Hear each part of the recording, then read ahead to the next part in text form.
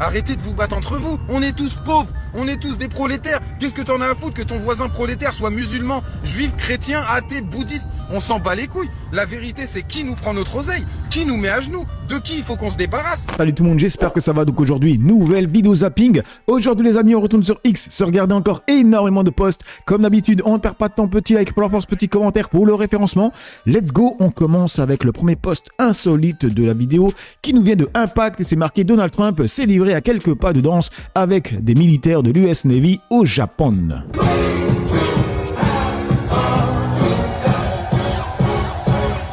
Du coup, on passe sur le poste de la sueur avec Jordan Zebo et Baki. C'est marqué Jordan Zebo à propos d'une revanche face à Baki. Il a dit « Ça a duré assez longtemps. C'est un combat où j'ai montré des réponses partout. J'ai pas envie de mettre des dégâts comme ça une deuxième fois. Je ne suis pas trop pour la revanche. » Et pas mal de personnes disent comme quoi Jordan Zebo aurait peur de faire une revanche, tout ça, de perdre la ceinture.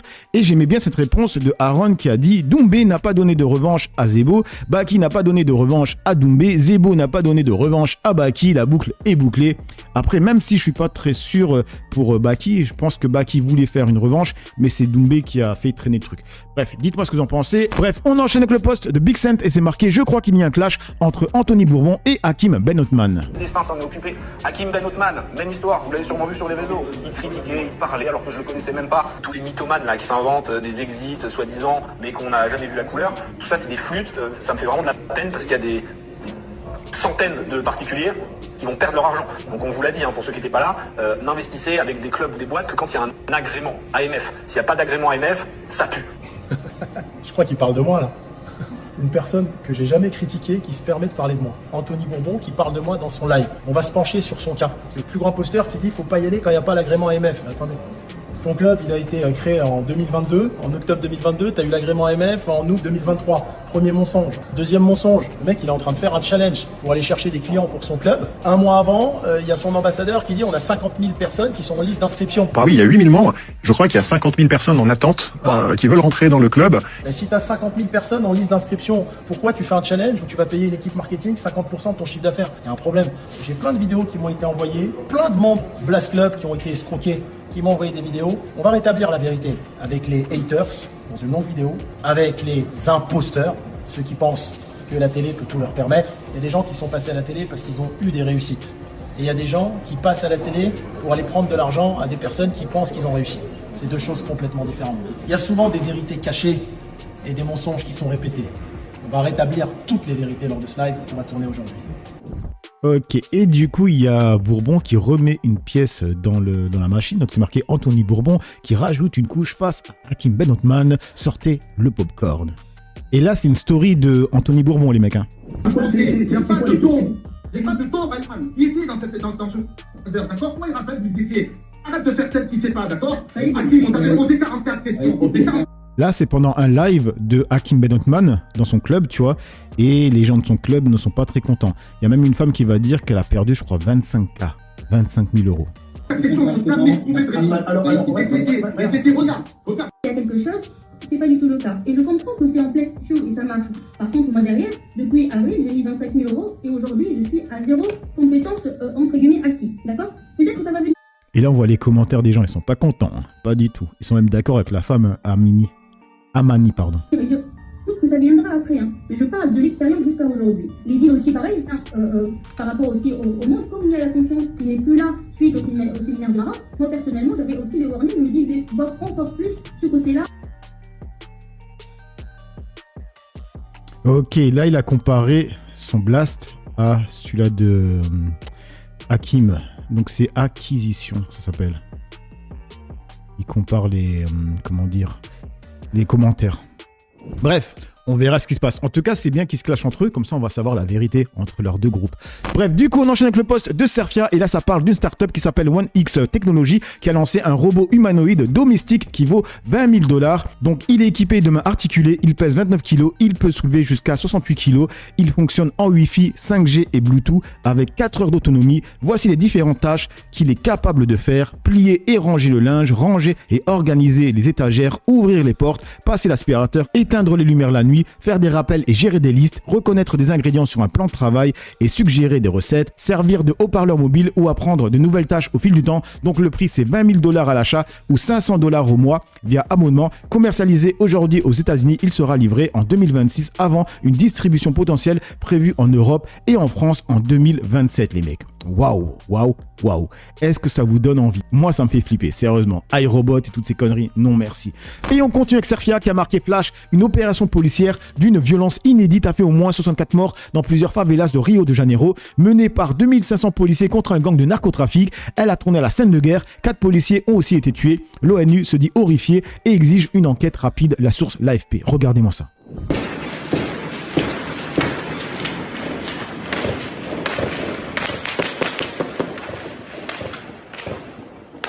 C'est la guerre civile les mecs. Du coup dans les commentaires, 64 morts dont certains innocents et tout ça juste pour un trafic qui continuera toujours. J'espère que ces F sont fiers d'eux et de leur opération à la con. La BOPE et les narcotrafiquants brésiliens. On enchaîne avec ce poste de LCI, c'est marqué braquage au Louvre. Il est sincèrement abattu, déclare l'avocat d'un des suspects en garde à vue sur TF1. Qui se souvient de cette avocate?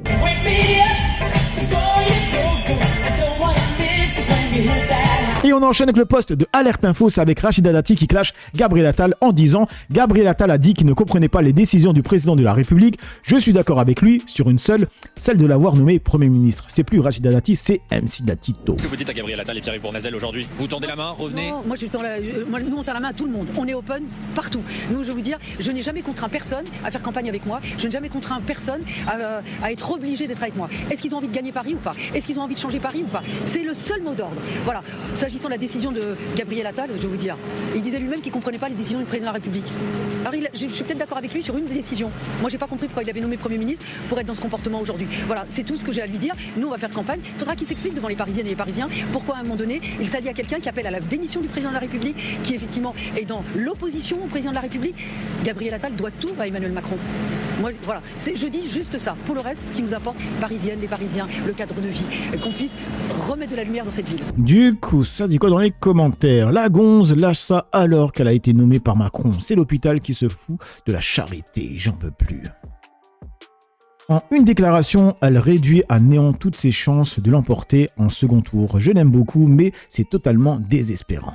On enchaîne avec le poste de Marcel qui a marqué Aurore Berger, candidate à la présidentielle. C'est la meilleure vanne des 50 dernières années. C'est l'heure de la question qui rêve. Madame Berger, vous disiez ne fermer aucune porte pour 2027. Est-ce que sérieusement, vous pensez que dans 18 mois, une majorité des 46 millions d'électeurs français vont glisser un bulletin Aurore Berger dans l'urne? Je crois que c'est pas une question de rêver ou pas. Moi, je fais de la politique. On a le droit d'avoir des ambitions quand on fait de la politique. Mais ma première ambition, c'est d'abord les sujets dont on a parlé ce matin. Vous dites ça parce que Sébastien Lecornu vous a demandé de renoncer à vos ambitions pour entrer au gouvernement? Non, c'est pas ce qui se passe et c'est pas comme ça que les choses se sont passées dans mon entrée au gouvernement, plus exactement dans mon maintien au gouvernement. Moi, j'ai souhaité continuer à travailler sur des sujets qui me semblent essentiels, dont on a parlé aussi ce matin. Lutte contre les violences, lutte contre l'antisémitisme, lutte contre le racisme, la question de la question. Mais est-ce que vous serez candidate à la présidentielle? Comme je le souhaite, j'ai le droit de répondre comme je le souhaite. Est-ce qu'on a le droit d'avoir des ambitions quand on fait de la politique? Je pense que c'est mieux d'avoir de l'ambition. En général, il faut savoir au service de quoi, au service de qui on le place. Ensuite, moi, ce que j'ai déjà dit, c'est que je considère que face aux dangers et aux menaces très graves qui existent pour 2027, c'est-à-dire le risque de l'accession au pouvoir de l'extrême droite en 2027, qui est de moins en moins de la science-fiction malheureusement, ça veut dire qu'il faut un ressaisissement, ça veut dire qu'il faut qu'à l'Assemblée les choses se passent bien et se passent. Est-ce qu'il faut une primaire? Est-ce que vous pensez toujours qu'il faut une primaire pour départager Édouard Philippe, Gabriel Attal, Bruno Retailleau et vous? Il faudra, à mon avis, une primaire parce qu'on voit que dans les circonstances actuelles, apparaître divisé, c'est malheureusement la meilleure porte d'entrée pour l'accession de l'extrême droite au pouvoir dans notre pays et ça n'est évidemment pas ce que je souhaite et je combattrai de toutes mes forces. Certains plaident pour que les sondages en 2 mots fassent la division entre vous. Les sondages n'ont jamais fait l'élection. Il suffit de regarder les sondages de 2016, 2017, 2021, 2022. Les sondages n'ont jamais fait l'élection. Les sondages sont une photographie, sont des tendances. Et la seule tendance aujourd'hui que les sondages démontrent, c'est que la division fait le lit de l'extrême droite. Et ça, je pense que ça devrait être un combat que nous partageons tous, en tout cas dans nos formations politiques, de tout faire pour éviter cela. Et vous serez candidate à cette primaire? Mais nous verrons, il faut déjà que cette primaire existe. En tout cas, moi, je me bats pour que cette primaire puisse exister, pour que les Français aient le choix et qu'on puisse donner un autre choix aux Français qu'entre LFI et le RN. Du coup, que dit le peuple? Mort de rire, j'espère que cette girouette opportuniste va se présenter, qu'on se marre un peu. Nous aurons donc la peste parmi nos choix de vote. Oh, mort de rire, ça tombe bien, ça manque d'humour ces temps-ci dans ce pays. Merci Aurore. Et on enchaîne avec le poste de Citizen Media, c'est marqué flash. Éric Zemmour rejette l'idée d'une justice pour les criminels de guerre. Je ne reconnais aucune légitimité à la Cour pénale internationale. En clair, dans le cas de Benjamin Netanyahou, puisque la question se pose, on voit bien que l'Europe considère qu'il faut juger Vladimir Poutine en l'occurrence pour crimes de guerre. Est-ce que de la même façon, alors que Benjamin Netanyahou est sous le coup d'un mandat d'arrêt de la Cour pénale internationale, selon vous, il faut le juger? Darius Rochebin, je suis pour un système international qui repose sur les États. Dans la grande tradition française de Richelieu à De Gaulle et du traité de Westphalie. La souveraineté des États. Donc je ne reconnais aucune légitimité à la Cour pénale internationale. Donc on ne juge pas Bush pour l'invasion de l'Irak, on ne juge pas Netanyahou pour ce qu'il a fait, ni Poutine. De quel droit vous jugez ces gens? Vous êtes américain? Vous êtes russe? Vous êtes israélien? Moi, je crois aux nations. Nuremberg a montré qu'il pouvait y avoir imparfaite. Justement, Nuremberg, il y a eu une justice internationale. Justement, Nuremberg a été un précédent. On comprend dans quel contexte avec les dirigeants nazis, mais philosophiquement, ça a fait un précédent qu'il ne faut pas justement et qu'il faut clore après le précédent. Vous voyez, il ne faut pas qu'il y en ait de suite. En fait, à l'écouter, il y a une communauté qui peut avoir justice et d'autres s'en bat les reins. C'est tout simplement ça, les mecs. Hein. Mais c'est vraiment une ordure. Hein. Regardez-moi ça. Éric le patriote, le seigneur des fachos, la communauté des racistes. Putain, lui. Il est contre tout ce qui constitue l'état de droit, l'égalité devant la loi. Il estime que des gens sont au-dessus des lois. Ceci n'est pas possible dans une société moderne et ouverte. Mais celui-là, franchement, que ça... Et on passe sur le poste de CNews qui a marqué « Une étudiante sur 3 porte le voile à la Sorbonne Paris-Nord » selon la journaliste Pauline Condomine. Alors c'est un mot d'un des professeurs qui m'a dit en fait on se croirait entre Naplouse et Ramallah. C'est-à-dire que quand on rentre effectivement il y a quelque chose d'assez visuel. On voit qu'une étudiante sur 3 porte le voile et dont une partie porte un voile intégral à l'aide d'un masque chirurgical noir qui permet de contourner en fait l'interdiction de dissimuler son visage. Et donc voilà, il faut savoir que dans cette université il y a 25% des étudiants qui sont étrangers. Donc c'est plus que le taux moyen national, dont la majorité qui sont algériens. Et effectivement, quand on rentre, il y a un peu ce sentiment de décalage, surtout quand on sait que c'est la Sorbonne. Du coup, il y a l'Orient Express qui répond en disant « Faut que les islamophobes se mettent d'accord. D'après celle de LCI, les filles musulmanes sont empêchées par leur famille de réussir à l'école. D'après celle de CNews, elles sont omniprésentes à la Sorbonne. » Est-ce que vous vous rendez compte que la majorité des filles d'obédience musulmanes, maghrébines, sont obligées d'être moins bonnes à l'école, de se retenir d'avoir des bons résultats. Et ça, c'est des enquêtes que nous avons très sérieux, parce que si elles réussissent trop bien à l'école, le grand frère, les parents vont leur dire « Mais tu te prends pour une blanche ou quoi? T'as cru que t'étais française ?» Et on enchaîne avec le poste de Éric Ténier qui a marqué « L'immigration nous coûte 41 milliards d'euros net par an, un enrichissement qui nous appauvrit. » Éric, l'immigration présentée comme remède à tous nos maux ne cache-t-elle pas au fond un aveuglement idéologique? Et si, chers prédicateurs de l'immigrationnisme, on rangeait enfin les encensoirs? Si on admettait que ce miracle décrit par Hervé Lebras n'est pas une chance mais une ciguë lente qui asphyxie nos artères économiques. Avec 6 millions d'étrangers en 2024, record historique, la France aurait donc dû fleurir comme un jardin d'Éden multiculturel, usine ronronnante, école brillante, banlieue. En fait, nos caisses devraient déborder normalement. Au lieu de cela, tout s'effondre. Croissance anémique à 0,7% pour 2025, dette à 115% du PIB de 3 400 milliards d'euros, chômage structurel à 7,5%, 15,4% de la population, soit près de 9 millions d'habitants, sont en dessous du seuil de pauvreté et un PIB par habitant qui stagne à euro constant depuis 2008. Alors le seul résultat concret, pour le coup, il est clair, c'est 41 milliards d'euros net par an, dépenses migratoires, un tiers de notre déficit, un enrichissement qui nous appauvrit, Christine. Du coup, il y a Chamou qui a répondu avec cette vidéo. Je vais vous dire un truc, vous n'y croirez pas évidemment. Ça dépend. L'immigration a un coût zéro. Un coût zéro. C'est mesuré par l'OCDE assez régulièrement. Vous ne pouvez pas dire que l'immigration ça coûte zéro. Alors, en 2021, l'OCDE a effectivement étudié le coût net de l'immigration pour les finances publiques de plusieurs pays. Ils se sont intéressés à deux choses. La première, c'est les recettes que représente chaque immigré pour le pays où il vit, par les cotisations sociales et les impôts qu'il paye. Et la deuxième, c'est le coût que représente chaque immigré pour le pays où il vit, par les prestations sociales qu'il reçoit ou alors les services publics dont il bénéficie. Ensuite, on fait une soustraction et hop, ça donne un big tableau avec tout plein de cases. Non, c'est moi qui suis abruti. Vous comprenez quelque chose, vous? Eh bien, dans ce tableau, ce qu'on voit, c'est qu'en France, pour chaque euro d'argent public dépensé pour un immigré, cela rapporte 88 centimes à l'État. À titre de comparaison, pour un natif, c'est 93 centimes. On voit donc déjà que ces deux chiffres sont assez proches l'un de l'autre, mais surtout qu'ils sont très proches de 1. D'où l'affirmation d'Eric Woerth, l'immigration rapporte à peu près autant à l'État que ce qu'elle lui coûte, le coût net est donc quasi nul. Zéro.